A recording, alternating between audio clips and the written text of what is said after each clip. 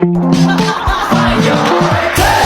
함께 달려 Ready for action let's go trouble 찾으러 Perkenalkan, nama saya Hulu Fitria dari program S1 Manajemen Fakultas Ekonomi Universitas Sultan Agung Semarang.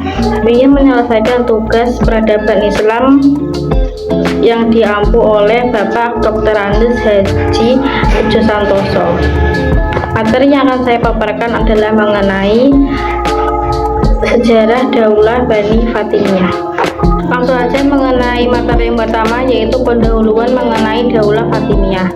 Islam masuk Mesir pada masa pemerintahan Umar bin Khattab, Amir bin As yang menjadi suruhan khalifah untuk membawa tentara Islam untuk menduduki Palestina. Karena dari segi geografis berbatasan langsung dengan Mesir, tidak akan aman tanpa menguasai Mesir. Setelah menduduki daerah Mesir, Amr bin As langsung diangkat menjadi gubernurnya pada tahun 632 sampai 550 Masehi dan menjadikan Futsah atau daerah dekat Kairo sebagai ibu kotanya. Pemerintah selanjutnya telah digantikan oleh beberapa daulah Islamiyah kecil maupun besar, seperti Daulah Umayyah, Daulah Abbasiyah, dan daulah-daulah lainnya.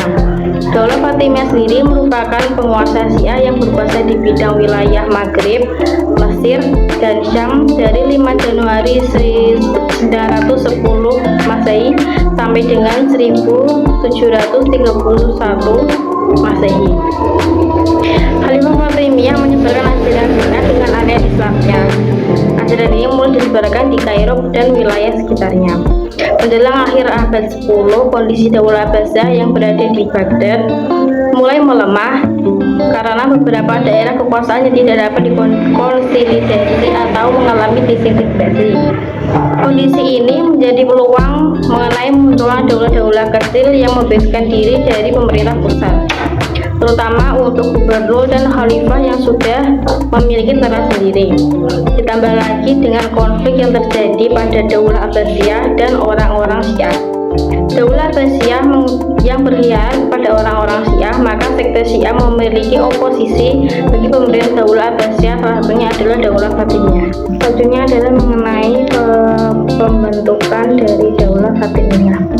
Menjelang akhir abad ke-10, kondisi dari Daulah Abbasiyah yang berada di Baghdad sudah mengalami pelemahan karena daerah kekuasaan sudah dapat dikonsolidasi atau sudah memasuki masa disintegrasi.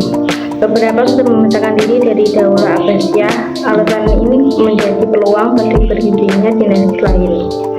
Alasan lain adalah mengenai konflik yang terjadi pada Daulah Abbasiyah dan sekte Syiah. Daulah Abbasiyah yang berkhianat pada orang-orang Syiah, maka sekte Syiah bersikap oposisi bagi pemerintah Daulah Abbasiyah. Ubaidillah Al-Mahdi merupakan khalifah pertama Daulah Fatimiyah. Memerintah selama kurang lebih 25 tahun dari tahun 904 sampai 934 Masehi.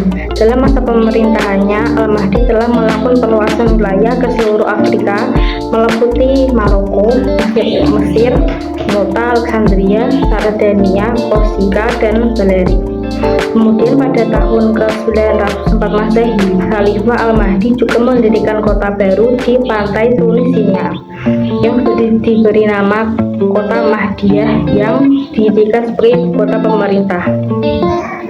Daulah yang didirikan oleh Ubaidillah Al-Mahdi ini berkuasa selama kurang lebih 262 tahun. Diperintahkan oleh 12 orang khalifah, dan masa pertumbuhan Daulah Fatimiyah ada 3 khalifah di dalam dunia Islam, yaitu Khalifah Daulah Abbasiyah di Baghdad, Khalifah Daulah Umayyah di Cordoba, dan Khalifah Daulah Fatimiyah di Maroko. Selanjutnya adalah mengenai pertumbuhan dari Daulah Fatimiyah. Pada masa pertumbuhan Daulah Fatimiyah ada 3 khalifah dunia Islam yang terkenal, yaitu Khalifah Daulah Abbasiyah di Baghdad, Khalifah Daulah Umayyah di Cordoba, dan Khalifah Daulah Fatimiyah di Maroko. Daulah Fatimiyah ini memindahkan ibu kota mereka ke daerah Mesir agar mempermudah pengaruh ke timur dan barat karena letak daerah Mesir berada di antara keduanya. Selama 20 tahun pertama di pendirian Daulah Fatimiyah, selalu terjadi pergolakan antara dua pemerintahan tersebut untuk memperebutkan daerah Mesir. 4 tahun setelah Ubaidillah al-Mahdi berkuasa, pasukan Daulah Fatimiyah berhasil menaklukkan kota Iskandaria, namun mundur setelah diadakan pasukan Daulah Abbasiyah.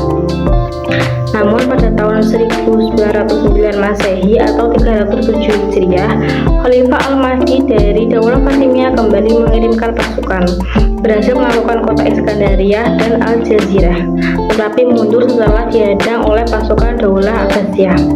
Berdiri dinasti Fatimiyah sejak awal memiliki pengaruh kuat, dibuktikan dengan kekuasaannya di Mesir pada tahun 972 setelah berhasil menaklukkan dinasti Ikhtisiyah, kemudian mendirikan pusat kota di Kairo.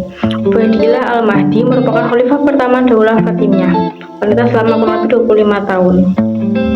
Dalam masa pemerintahannya, al-Mahdi telah melakukan perluasan beberapa kota di seluruh Afrika, meliputi Maroko, Mesir, Muta, Alexandria, Sardinia, Korsika, dan Balearic.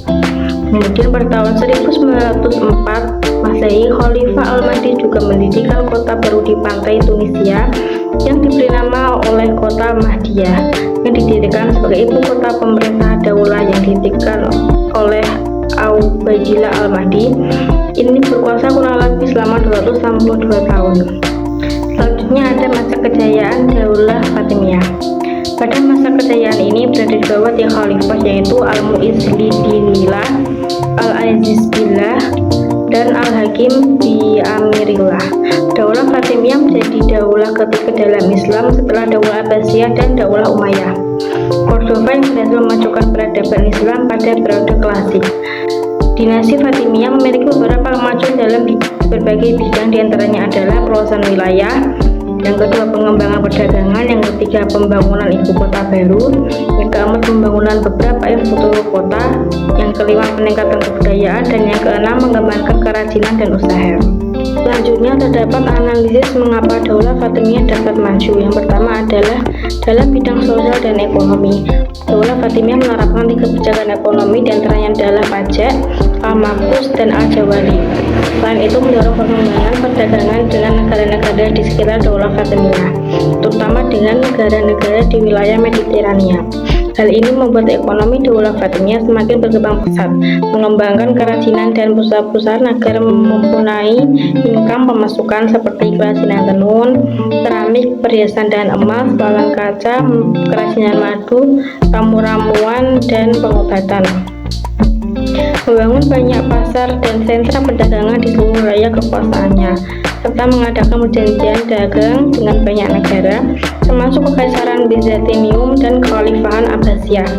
Membangun banyak jalan raya, jembatan, bendungan, dan kanal-kanal irigasi untuk meningkatkan transportasi pertanian dan perayaan di seluruh wilayah Daulah Fatimiyah.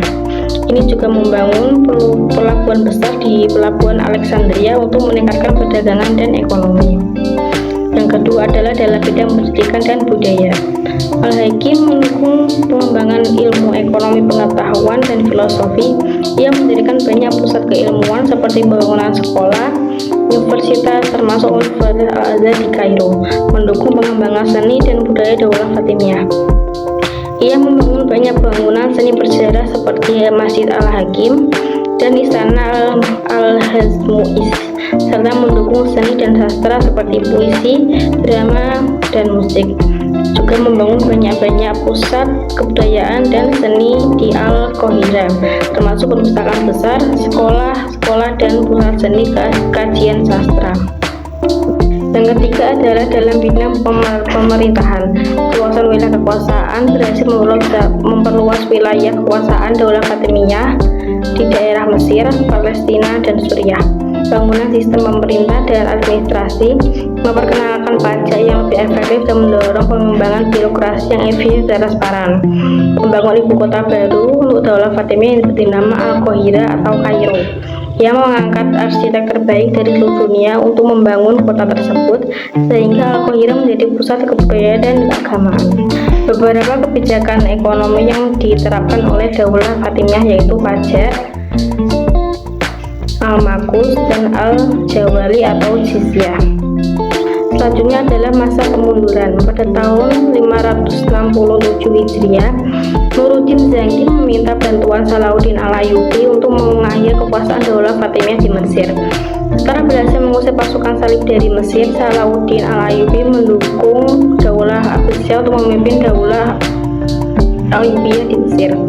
Mengakhiri kekuasaan Daulah Fatimiyah, Daulah Ayyubiyah di bawah kepemimpinan Salahuddin Al-Ayyubi sangat berjasa dan berhasil mempertahankan Mesir dari serangan pasukan salib dan menjaga Universitas Al-Azhar agar tetap terlihat dan menjadi aset peradaban Islam yang berharga hingga sekarang.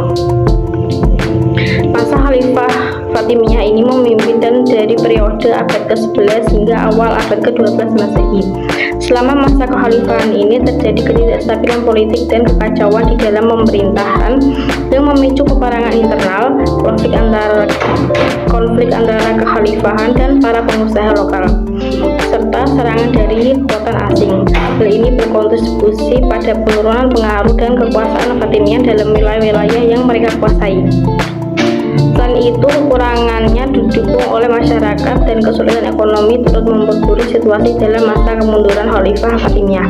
Meskipun demikian, masa kemunduran ini juga diiringi dengan perubahan dan reformasi di bidang pemerintah, hukum, dan budaya yang memberikan pengaruh dalam pengembangan Islam di masa depan. Terdapat faktor penyebab kemunduran daulah. Yang pertama adalah kebijakan yang diambil. Khalifah Daulah Fatimiyah di Mesir pada masa kekuasaannya memaksakan dan menyebarkan paham Syiah Islamnya kepada seluruh penduduk dengan mewajibkan pegawai pemerintah memeluk paham tersebut dan qadhi atau hakim yang mengeluarkan putusan hukum syariah. Yang kedua adalah kemarahan dinasti Sunni. Khalifah Daulah Fatimiyah memaksakan paham Syiah Islamiyah pada penduduk dan memerintah semua pegawai dan hakim untuk memeluk mazhab Islamiyah Syiah. Khalifah Al-Hakim memerintahkan untuk melukiskan cacian kepada para sahabat di dinding masjid, pasar, dan jalan-jalan. Tindakan ini memicu kemarahan rakyat Sunni yang menuntut dihentikannya segala bentuk caci maki kepada tiga khalifah pertama. Baik, sekian dari presentasi saya. Wassalamualaikum warahmatullahi wabarakatuh. Terima kasih.